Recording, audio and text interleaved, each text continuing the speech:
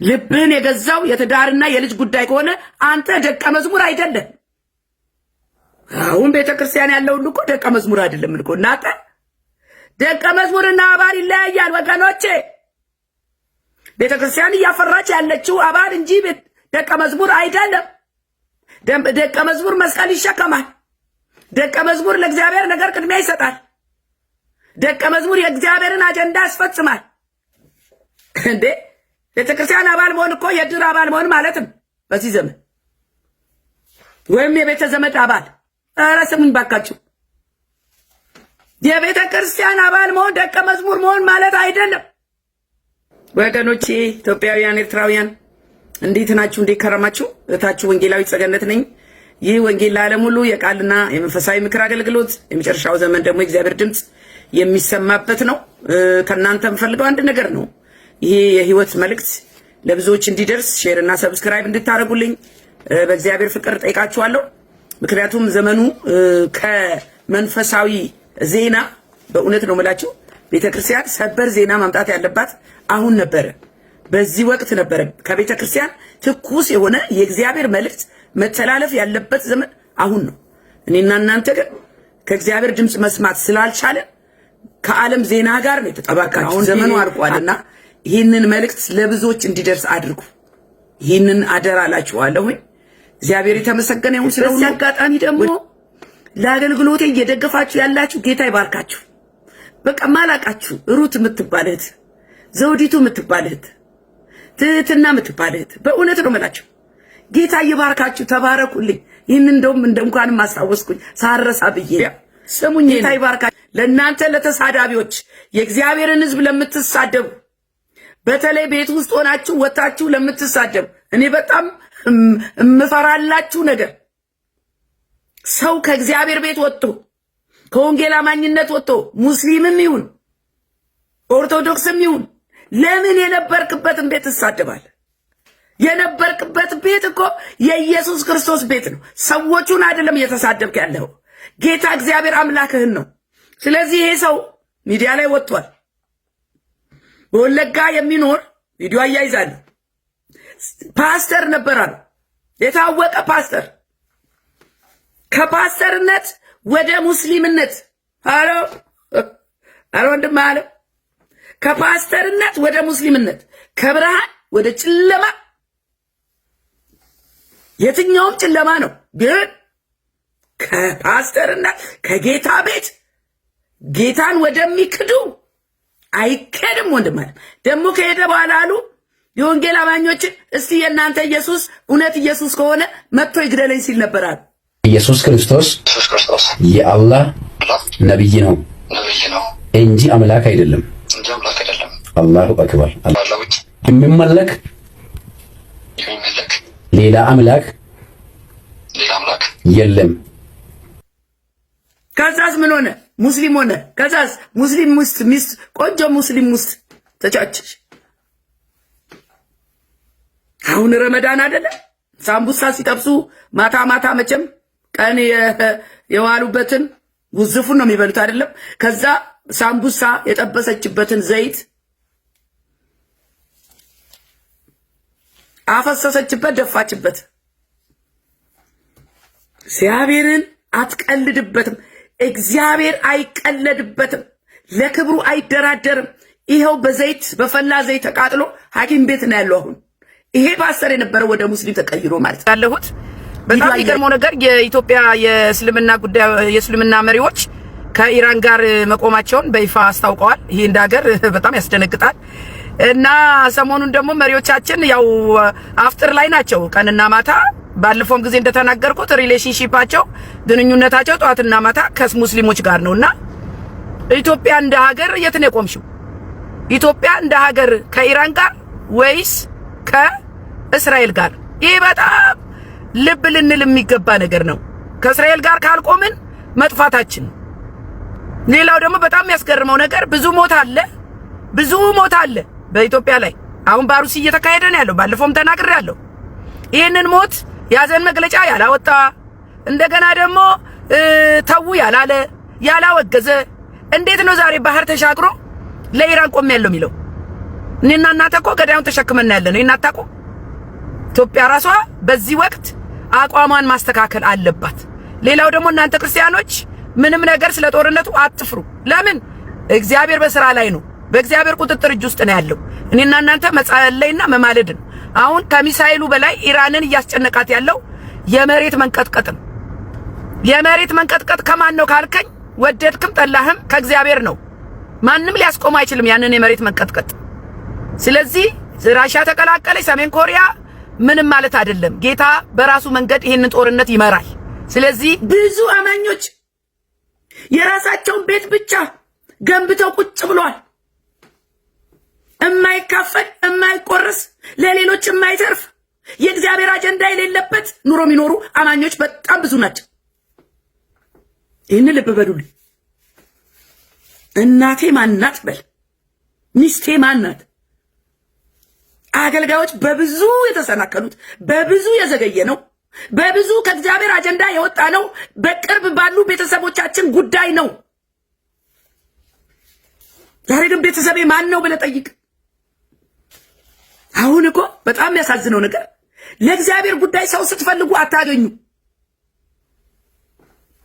አብሮ የሚሮጥ አብሮ ወንጌል የሚወጣ አብሮ የሚጸልይ አብሮ የእግዚአብሔርን አጀንዳ አብሮ የሚያሯሩት ስትፈልጉ አይገኝም። ሰው ቢዚ ነው ጥቅ ብሎ በምን በባል ጉዳይ፣ በልጅ ጉዳይ፣ በትዳር ጉዳይ፣ በገንዘብ ጉዳይ፣ ሀብት በማከማቸት ጉዳይ ተጠምደናል። የእግዚአብሔር ስራ ማን ይስራ እኮ ነው። አሁን የገደለን ደግሞ አማኝ ላልሆኑ ወንድሞች እህቶች፣ ቤተሰብ ምንላቸው ምን ከፍለው መከራ ምን ናጠፋው ጊዜ ምን ሰጣቸው አቴንሽን። እዚህ ጋር እኮ ትልቅ የእግዚአብሔር አጀንዳ ቁጭ ብሏል። እዚህ ጋር 100 ሰው ይጠብቃል ወንድም አለ። እዚህ ጋር መንጋ ይጠብቃል። አንተ ሚስት ላይ አፍጥጣ ከስራ ሊያደናቅፉ ይመጣሉ። ማን ነው የሚልከው? ጠላት። እኛ እንድንዘናጋ አምጥቶ ይሄ ነው መጀመሪያ ይልና ገጭ ያደርጋል ከፊት ትዳርህን፣ ገጭ ያደርጋል ከፊት ወንድምህን። የእነሱን ቢዝነስ መጀመሪያ ፍታ ይላል። ሊያዘናጋ ነው ወንድም አለም። የኛ አጀንዳ የቤተሰብን ጣጣ የቤተሰብን ሽሮ በርበሬ ልንሞላ አይደለም የተጠራ ነው። ጌታ ኢየሱስ በሚያስተምርበት ጊዜ እንግዲህ ከእናት የቀረበ ማን አለ? ኦርቶዶክሶች እንደሚሉት ደግሞ ኖ ባጠባሽኝ ጡቴ ባስጀልሽኝ ጀርባዬ አለሁልሽ እምዬ እናቴ አላለም። ጌታ ኢየሱስ ክርስቶስ እመቤታችን ቅድስት ድንግል ማርያምን ከማንም የተለየ አይን አይቷት አያውቅም። አንቺ ሴት ነው የሚላት። ለምን? አጀንዳው ሌላ ስለሆነ። እናት መጦር ጥሩ ነው፣ አዎ። ልጅ ማሳደግ ጥሩ ነው፣ አዎ። ጥሩ ሚስት ጥሩ ባል መሆን ያስፈልጋል፣ አዎ። ግን ከእግዚአብሔር አጀንዳ ቀጥሎ ነው። አስበዋል? እዚህ ጋር መንጋው አፍጥጦ ያንተን ይጠብቃል፣ ፈውስ ይጠብቃል፣ ቃል ይጠብቃል። አንተ የት ነው ያለኸው? እዚህ ጋር ልጆች ጋር። አንተ የት ነው ያለኸው? ትዳር ጋር። የት ነው ያለኸው? ቫኬሽን አሜሪካ። ሄሎ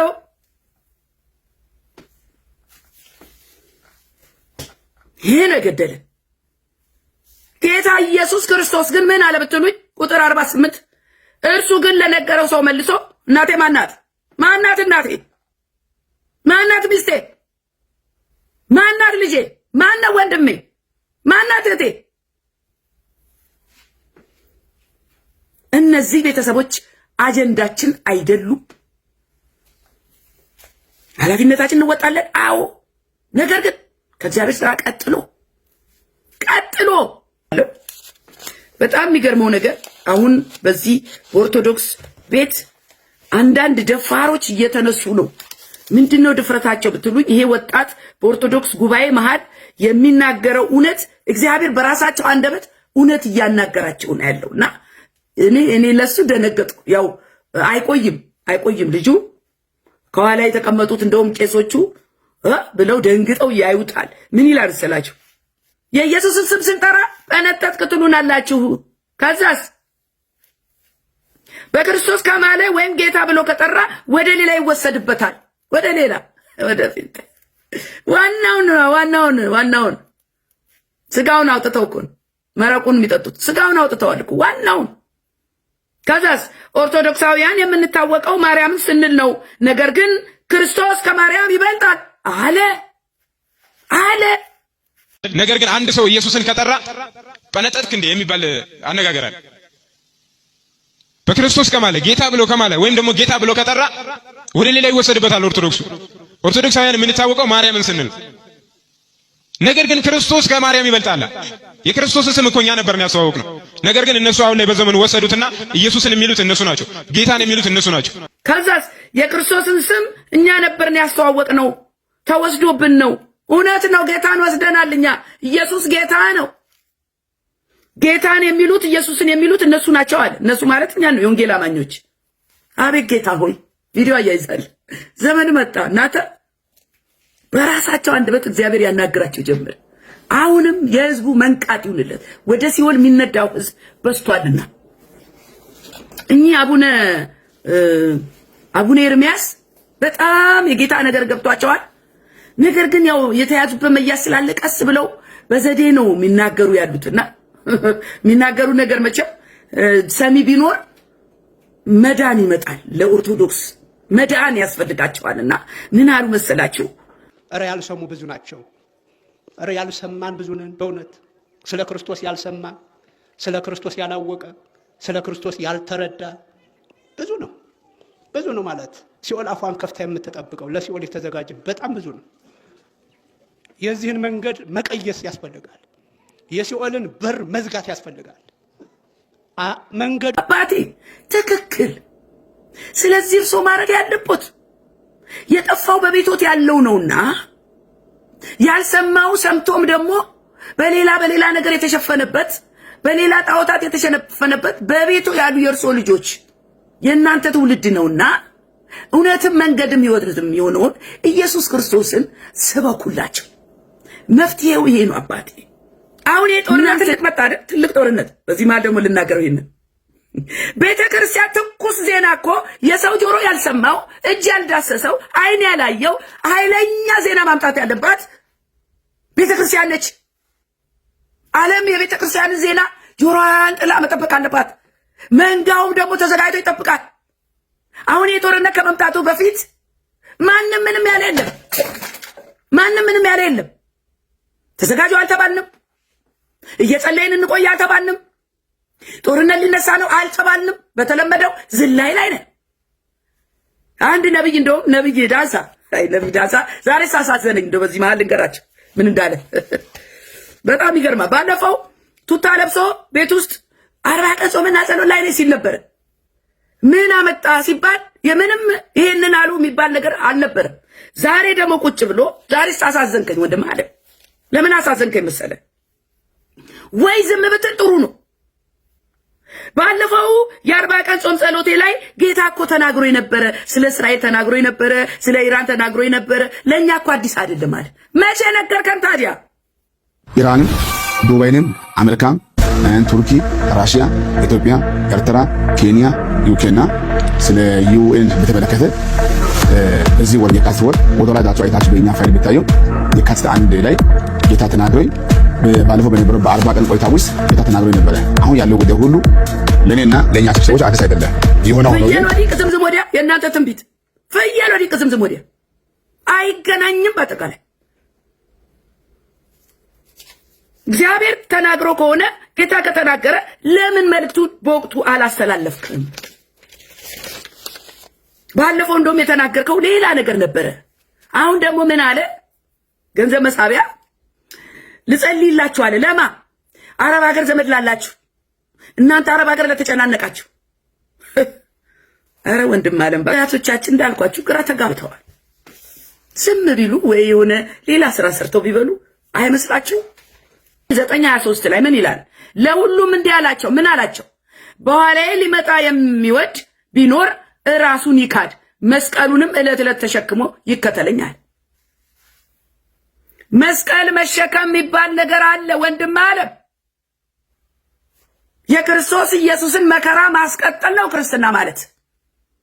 ተመቻችቶ ዘንጦ ሱፍ ለብሶ ያማረ ቤት የኖሩ መኪና መንዳት ክርስትና አይደለም።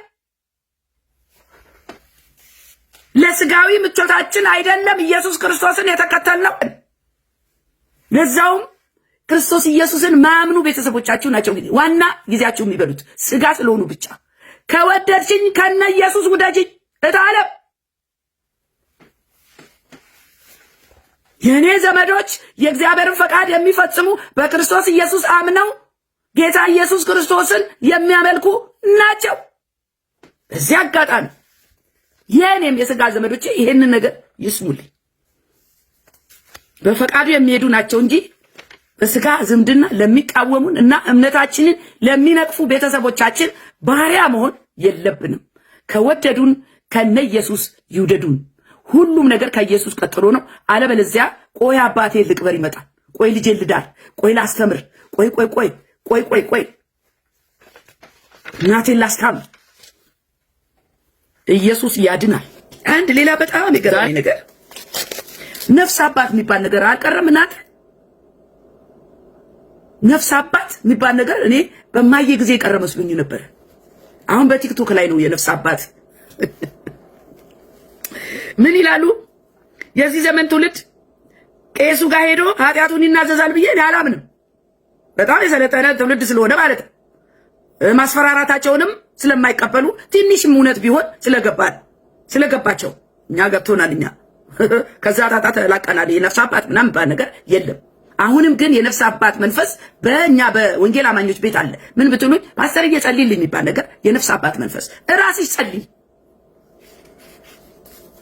ከዛስ እራሱን ማዳን ለማይችለው ቄስ እራሱ በኃጢአት በተተበተበ ቄስ እንዴት ነው ሄዳችሁ ኃጢአታችሁ የምትናዘዙት? እነዚህ ሁለት ቄሶች ቪዲዮ አያይዛለሁ። ለካ አሜሪካን ሀገር ነው ያሉት። አሁን ምን ይላሉ? የነፍስ አባት አገልግሎት በአካል ነው እንጂ በስልክ አይሆንም፣ በኦንላይን አይሆንም፣ በቲክቶክም አይሆንም። ስለዚህ አሁን እንዴት ነው ገበያ እየሰሩ ያሉት ብትሉኝ ያለንበት ድረስ ኑ መግባት አይቻልም። በቃ አይቻልም። ምክንያቱም ንስሐ የሚገባው ሰው ከካህኑ ጋር በአካል መገናኘት አለበት። ይሄ መስቀል ይታያችኋል። ይሄ መስቀል ደም የፈሰሰበት ነው። የአምላካችን የመድኃኒታችን የኢየሱስ ክርስቶስ ዙፋኑ ነው። ይሄን መስቀል በንስሐ በሚገባው በተናሳሂው ላይ ስናሳርፍበት ኃጢአቱ ይደመሰስለታል፣ ይጠፋል። ስለዚህ ንስሐውን የሚቀበለው ሰው ካህኑ ፊት መቅረብ አለበት። የግድ ነው። ሚስጥር ነው። ከሰባቱ ሚስጥራተ ቤተክርስቲያን ቅድም ከጠፋው ውስጥ በደም ዘርዝሬው ነበረ። ከሰባቱ ሚስጥራተ ቤተክርስቲያን አንደኛው ንስሐ ነው። ተመልከቱ። ኑና በዚህ በመስቀል ስትነኩ ኃጢአታችሁ ይሰረያል። ስሙ የሚሏቸው የመቼም አሜሪካን ሀገር ቁጭ ብሎ ሩቆ ሄዶ ቄስ ፍለጋ ይሄ ጨለማን ወገኖቼ፣ እኔ ልንገራችሁ ባለሽበት ኢየሱስ ክርስቶስ አለ። ኃጢአትሽን የሚያስተሰርይ ኢየሱስ ክርስቶስ ይባላል። ተንበርክከሽ ስሙን ጥሪና ጌታ ሆይ ምህረት አድርግልኝ እኔ ኃጢአተኛ ነኝ ተቀበለኝ ብለሽ ወደሱ ጉያ ግቢ። አትንከራተቺ። አሁን ነፍስ አባት እኮ በድሮ ጊዜ ሰፈሩን በሙሉ የተቆጣጠሩ እኛ ሰፈር ፈረንሳይ ለጋ ሲሆን ኢየሱስ አካባቢ ነው ተወልጄ ያደኩትና አንድ ቄስ ናቸው። ሰፈሩ ሙሉ ጊዜም የላቸውም እኮ ይመጣሉ። ምናልባት በወር አንዴ መጥተው ጸበል ይረጫሉ። ከዛ በኋላ ናንጀሪና አቤት ጌታ ከስንት ነገር አወጣ እናንተ። ስለዚህ አሁን የኔ ነፍስ አባት ነገር በቲክቶክ ማምጣት አልቻሉ። ምን አሉ? መስቀል ስትሳለሙ ኃጢአቱ ይደመሰስለታል አሉ። ካህኑ ፊት ግን መቅረብ አለበታል። ዋናዋ እሷ ነች። ኑ ብለው ቁጭ ብለው እነሱ ሰው እየመጣ ኃጢአቱን ሊናዘዝ ማለት ነው። እናንተ ራሳችሁ ኃጢአተኞች ናችሁ እላለሁ። ዛሬ ሚስቴ፣ ልጄ፣ ትዳሬ፣ ወንድሜ፣ እህቴ ያላችሁ የእግዚአብሔርን ነገር ያጎደላችሁ ይሄ መልእክት ለእናንተ ነው። እሱን ከማወዳ ምን ይወዳደራል? ሁሉን እርግፍ አድርጎ አስትቶ ያስኬዳል። ሽልማቴ የኔ ጌታ። ጌታ የተባረከ ይሁን። ያው ወቅቱ እንግዲህ ብዙ መንፈሳዊ ውጊያ ያለበት እኔና እናንተ ደግሞ ከጌታ እየሰማን በቃሉ እየተመራን በመንፈሱ እየተመራን ለትውልድ ምናረጋጋበት ምናጽናናበት የእግዚአብሔርን ሐሳብ ደግሞ ምንገልጥበት ሰዓት ነው። ነገር ግን አሁን በተለያየ ነገር ተጠምደናል። እኛ ራሳችን ሚያጽናናን ያስፈልገናል። አይገርማችሁም? ያለ ድል ሆኖ። ስለዚህ እንደ መግቢያ ማረገው ስለ እስራኤል ጉዳይ ነው። ብዙ ሰዎች የእስራኤል ነገር አልገባቸውም። ዓለም በአጠቃላይ እስራኤልን አሁን በጣም የምትጠላ ሀገር ነች እስራኤል በዓለም ዙሪያ። ምን አርጋ ነው ብትሉ እንደ ሀገር እስራኤል ትጥፋ የሚለው በዝቷል።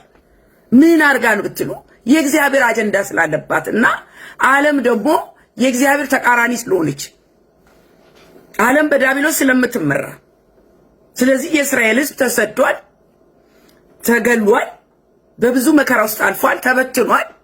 ነገር ግን እግዚአብሔር ደግሞ ሰብስቦት ከእግዚአብሔር ጋር የሆነ የእግዚአብሔር የሆነ አይጠፋምና እስራኤል ዛሬ እዚህ ደርሳለች። እኛ ደግሞ እንደ ክርስቲያን የእስራኤልን አምላክ የምናመልክ እኔና እናንተ ለእስራኤል ሰላም መጸለይ የግድ ይለናል። እስራኤል ሰላም ካልሆነች ዓለም ሰላም ልትሆን አትችልም። የኔና የናንተ ሰላም ያለው በእስራኤል ሰላም ነው። የሀገራችን ሰላም ያለው በእስራኤል ሰላም ነው። እግዚአብሔር ደግሞ እስራኤልን አይጥልም። ለምን? እስራኤልን የሚጠብቅ አይተኛም አያንቀላፋም ይላል። እስራኤል የእግዚአብሔር ዓይን ናት። በእስራኤል እግዚአብሔር አይደራደርም። እንኳን እኔን እግዚአብሔር አባታቸው ለሁላችንም አባት ነው። ክርስቶስ ኢየሱስን በማመን እኛም ልጅ ሆነናል። እኔና እናንተ እንኳን ክፉ ወላጆች ሆነን ሳለ ለልጆቻችን መልካም ነገር ማድረግ አወቅን። የሰማዩ አባት የእስራኤል አምላክ ለእስራኤል ሕዝብ እንዴት አብልጦ አያደርግም? ይህንን ካልኩሌሽን ብዙ ሰው የገባው አይመስለኝም። እስራኤል ትጥፋ የሚሉ ሰዎች በተለይ። ሁለተኛ ደግሞ የጦርነት የሰብአዊ መብት ጉዳይ አይደለም። ይሄ ደም ፈሰሰ፣ ከሌ ሊሞት ነው፣ ከሌ ተቃጠለ፣ ኖ ኖ ኖ ኖ ኖ። ድል ለእስራኤል፣ በዛም አለ በዚህ ድል ለእስራኤል። የፖለቲካ ጉዳይም አይደለም። ይሄ የጨለማና የብርሃን ጉዳይ ነው። የኔና የናንተ የእምነታችን መጀመሪያና ፈጻሚ የሆነው የክርስቶስ ኢየሱስ መምጣት ጉዳይ ነው። የእስራኤል ጉዳይ እግዚአብሔር የተመሰገነ ይሁን። ጠላቶቿ ለጊዜው ያሸነፉ ይመስላቸዋል እንጂ በአንድ ላይ ይጠፋሉ። የእስራኤል ጠላቶች ይጠፋሉ። እያንዳንዳቸው እስራኤል ላይ እጁን የሰነዘረ ሁሉ ይጠፋል።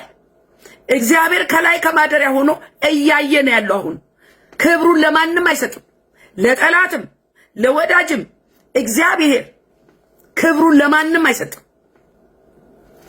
ስለዚህ አሁን ጥይታቸውን እስኪጨርሱ ነው እግዚአብሔር የሚጠብቀው። ብድግ ይላል የኔ ጌታ፣ አይረፍድበትም። ይጨርሱ ሚሳኤላቸውን። እስራኤል ግን አትጠፋም። ይህንን ያላወቁ ብዙ ይለፋሉ። ሰሜን ኮሪያ ተነሳች፣ ራሽያ ሊነሳ ነው፣ ራሽያ ሆነ፣ ሰሜን ኮሪያ ሆነ። ከጌታዬ አይበልጥም፣ ከኢየሱስ አይበልጥም። እኛ በሚሳኤል አንደናገጥም። ከሁሉ የሚበልጠውን ኢየሱስ ክርስቶስን የጌቶች ጌታ የሰማይ የምድሩ ባለቤት ይዘናል። በአንድ ሌሊት ጸጥ ያደርገዋል። ይልቅስ ቤተክርስቲያን ተነሺ። ዛሬ በጣም የሚገርማችሁ ነገር በዚህ በሕዝቅኤል 35 ላይ ብዙ ስለ እስራኤል ጥፋትም ይናገራል፣ ሊመጣ ያለውን ይናገራል፣ እየሆነ ያለውን ይናገራል። እኔ ግን ያበረታኝን ቃል እነግራችኋለሁ። ሕዝቅኤል 35 ቁጥር 2 ላይ የሰው ልጅ ሆይ ፊትህን ወደ ሴይር ተራራ አድርግ፣ ትንቢትም ተናገርበት፣ እንዲህም በለው። ቁጥር 3 ጌታ እግዚአብሔር እንዲህ ይላል፣ የሴይር ተራራ ሆይ እነሆ ባንተ ላይ ነኝ፣ እጄንም እዘረጋብሃለሁ፣ ባድማና ውድማ አደርግሃለሁ፣ ከተሞችንም አፈራርሳቸዋለሁ፣ አንተም ባድማ ትሆናለህ፣ እኔም እግዚአብሔር እንደሆንኩ ታውቃለህ ይላል። እግዚአብሔር መሆኑን ለማሳወቅ ኃይሉን ለማሳወቅ ለልጆቹም ለኔና ለናንተ ለእስራኤል እንደገና ለጠላት ክብሩን ይገልጣል። እናምነዋለን። የኛ ጌታ ትልቅ ነው። እናንተ ክርስቲያኖች በስሙ የተጠራችሁ አትረበሹ፣ አትደናገጡ። ድል የእስራኤል ነው። ድል የእግዚአብሔር ነው። ይሄ ነው የኔ አቋም። ለምን? ቁጥር 5 የዘላለም ጥል ስላለ በመከራቸውም ጊዜ በኋለኛይቱ የኃጢአታቸው ቀጠሮ ጊዜ የእስራኤልን ልጆች በሰይፍ እጅ ጥላቸዋልና እግዚአብሔር ይበቀላል፣ ልጆቹን ያድናል። ስሙኝ። ሕዝቅኤል 39:1 ላይ አንተም የሰው ልጅ ሆይ በጎግ ላይ ትንቢት ተናገር፣ እንዲህም በል፣ ጎግ ጌታ እግዚአብሔር እንዲህ ይላል፣ የሞሳህና የቶቤል ዋነኛ አለቃ ጎግ ሆይ እነሆ እኔ በአንተ ላይ ነኝ፣ እመልስሃለሁ፣ እነዳህም አለው፣ ከሰሜን ዳርቻ አጎትትሃለሁ፣ ወደ እስራኤልም ተራሮች አመጣሃለሁ። ከግራ እጅህም ቀስትን አስጥልሃለሁ፣ ከቀኝ እጅህም ፍላጻዎችን አስረግፍሃለሁ ይላል። አሎ ድል ለእስራኤል። እኛ የምናመልከው የሰማዩ ጌታ አይሸነፍም። ይልቅስ በርቱና አሁን ወንጌል ስበኩ። የመዳኛው ዘመን አሁን ሰዎች ሲጨንቃቸው በዚህ ሰዓት ነው ሪቫይቫል የሚነሳው። በዚህ ሰዓት ነው ሰዎች መግቢያ ሲያጡ ዋናው መሸሸጊያው ማምለጫው ኢየሱስ ክርስቶስ ነው ብለን እኔና እናንተ ወንጌል ልንሰብክ ነው የተጠራ ነው። በዚህ ዘመን ግን ቤተክርስቲያን ስራዋን ረስታለች። ስለዚህ ከእስራኤል ጋር መነካካት ዋጋ ያስከፍላል። የእግዚአብሔርንም ልጆች መሳደብ፣ እግዚአብሔርን ማዋረድ ዋጋ ያስከፍላል። ይሄ መግቢያ ነው። ለመግቢያ ያህል ይህንን ካልኩ ዛሬ ዋናው አርስቴ ምንድነው ካላችሁ ቤተሰቤ ማን ነው ብላችሁ ራሳችሁ ጠይቃችኋል ወይ? እንደ ክርስቲያን ቤተሰቤ ማን ነው? የኔ የምለው ቤተሰቤ ማን ነው? ምንድነው? ይሄንን ከየት አመጣሽ ካላችሁ በዚህ በማቴዎስ 12 ከቁጥር 47 46 ጀምሮ አንድ ታሪክ አለ። ቤተሰባችንን እንድንለይ የሚያደርግ እኔና እናንተ እግዚአብሔር ወደ ቤቱ ሲጠራን የሰጠን አሳይመንት፣ የሰጠን የቤት ስራ፣ የሰጠን ጥሪ አለ። ምን ካላችሁ ከቤተሰብ ያለፈ ልጅ ወልደ እንድታሳድግ ያ አሳይመንት አይደለም። ያ አሳይመንት አይደለም። አሕዛብም ልጅ ወልደው ያሳድጋሉ። አሕዛብም ያስተምራሉ። አሕዛብም ትዳር አላቸው። አሕዛብም ቤት አላቸው።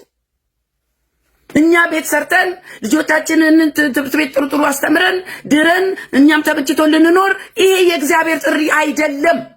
ዛሬ እኔና እናንተ ሌሊትና ቀን የምንለፋበት የእግዚአብሔር አጀንዳ አይደለም።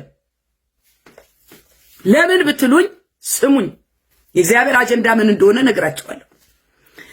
በማቴዎስ 12:46 ላይ አነበዋለሁ። ገናም ለሕዝቡ ሲናገር እነሆ እናቱና ወንድሞቹ ሊያነጋግሩት ፈልገው በውጭ ቆመው ነበር ይላል። እናት አለሽ አይደል እህቴ? አዎ። ወንድሞች አሉሽ? አዎ። ትዳር አላችሁ? አዎ። የኔ የምትሏቸው ቤተሰቦች አሉ አይደል? እዚህ ጋር አማኞች ቢሆኑም ባይሆኑም እኮ ነው። የራስህ የሥጋ ነገር ላይ አፍጥተሃል።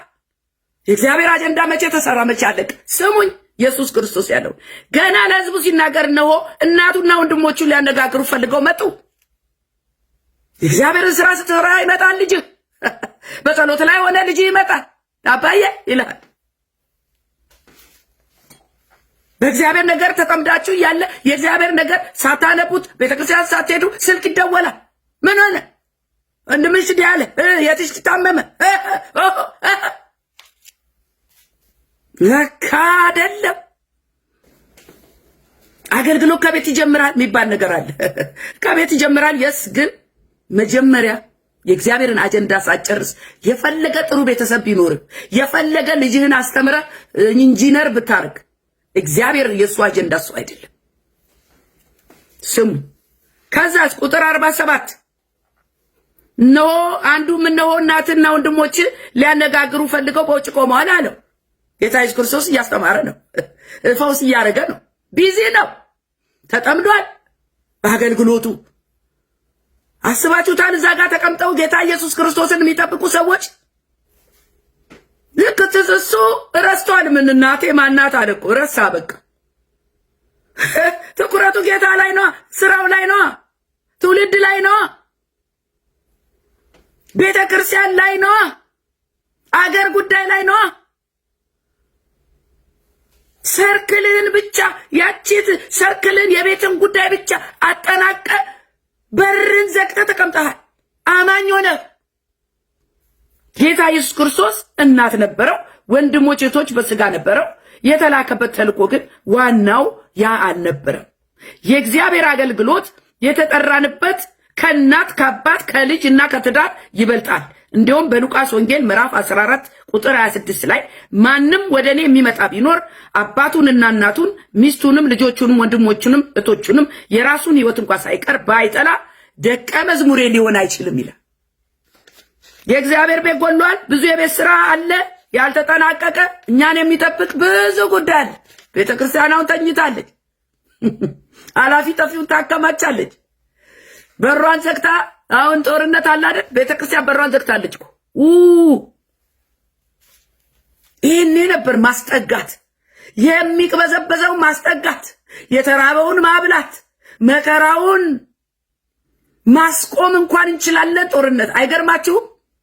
የቀደሙት አባቶቻችን ጦርነት ሲመጣባቸው ወደ እግዚአብሔር ጮኸው ያስቆሙ ነበረ። ታቦት ይዘው ወጥተው ያስቆሙ ነበረ። ዛሬ አይናችን እያየ ማዕበሉ ከነ ቤተ ክርስቲያን ጠቅልሎ ሊውጠን ነው። ቁጥር 49 ቤተሰብሽ ማን ነው? እቴ ቤተሰብህ ማን ነው? ጌታ ኢየሱስ ይነግረናል። ቁጥር 49 ላይ እጁንም ወደ ደቀ መዛሙርቱ ዘርግቶ እንዲህ አለ። ምን አለ? እነሆ እናቴና ወንድሞቼ በሰማያት ያለውን የአባቴን ፈቃድ የሚያደርጉ ሁሉ እርሱ ወንድሜ እህቴም እናቴም ነውና አለ። የኔና የናንተ እህት፣ ወንድም፣ እናት፣ አባት፣ ልጅ መጀመሪያ በእግዚአብሔር ቤት ውስጥ ያሉት የእግዚአብሔርን ስራ የሚያገለግሉት የግድ ቤተክርስቲያን ውስጥ ያሉት ሁሉም እኮ አይደሉም እኮ ለእግዚአብሔር ስራ የተሰጡት ልባቸው የቀና እውነተኛ የክርስቶስ አገልጋይ የሆኑት ናቸው የእናንተ ዘመዶች፣ የእግዚአብሔርን ፈቃድ የሚፈጽሙ በስመ ክርስቲያን አይደለም። ይህን መለየት ያስፈልጋል።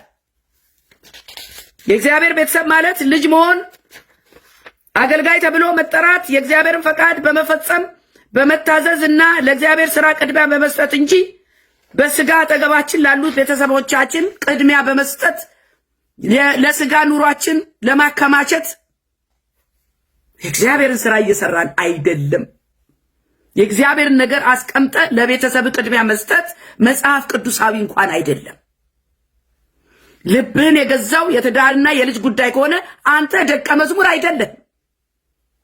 አሁን ቤተክርስቲያን ያለው ሁሉ እኮ ደቀ መዝሙር አይደለም እኮ። እናንተ ደቀ መዝሙርና አባል ይለያያል ወገኖቼ። ቤተክርስቲያን እያፈራች ያለችው አባል እንጂ ደቀ መዝሙር አይደለም። ደቀ መዝሙር መስቀል ይሸከማል። ደቀ መዝሙር ለእግዚአብሔር ነገር ቅድሚያ ይሰጣል። ደቀ መዝሙር የእግዚአብሔርን አጀንዳ ያስፈጽማል። እንዴ ቤተክርስቲያን አባል መሆን እኮ የድር አባል መሆን ማለት ነው። በዚህ ዘመን ሁሉም የእግዚአብሔር አገልጋይ ነው። እኩል ሊስተናገድ ይገባል። አንድ ጊዜ እንደውም ደቀ መዛሙርቱ ስናልፍ በኢየሱስ ስም አጋንንት ሲያወጣ አገኘንና የሆነ ሰው ከለከልን ሲሉት ጌታ ኢየሱስ ምን አለ? ኖ በስም የሚመጣውን አትከልክሉ ብሎ። ዋና የክርስቶስን ስም ኢየሱስን መሸከም ነው። አባል ማለት እኮ ቀባሪ ማለት ነው። ለቀብር፣ ለግራጁዌሽን፣ ለድግስ፣ ለሆነ ነገር አጠገባችሁ እንዲሆኑ ነው። ማንም አጠገቤ ይሆናል። በዛን ሰዓት አጠገቤ የማይሆን አንድ ሰውም ቢቀር እኔ ደቀ መዝሙር መሆን ነው የምፈልገው። እግዚአብሔር ነው የሚሰጠኝ መልእክት። በእውነት ነው የምላችሁ፣ በጣም ወቅታዊ መልእክት እየሰጠኝ ነውና የዛሬ ዋና መልእክቴ ይህንን ቤተሰብ ምረጡ። ጓደኛ መሆን ደግሞ የሚቻለው እንዳልኳችሁ አብሮ የሚያሯሩጥ ሲገኝ።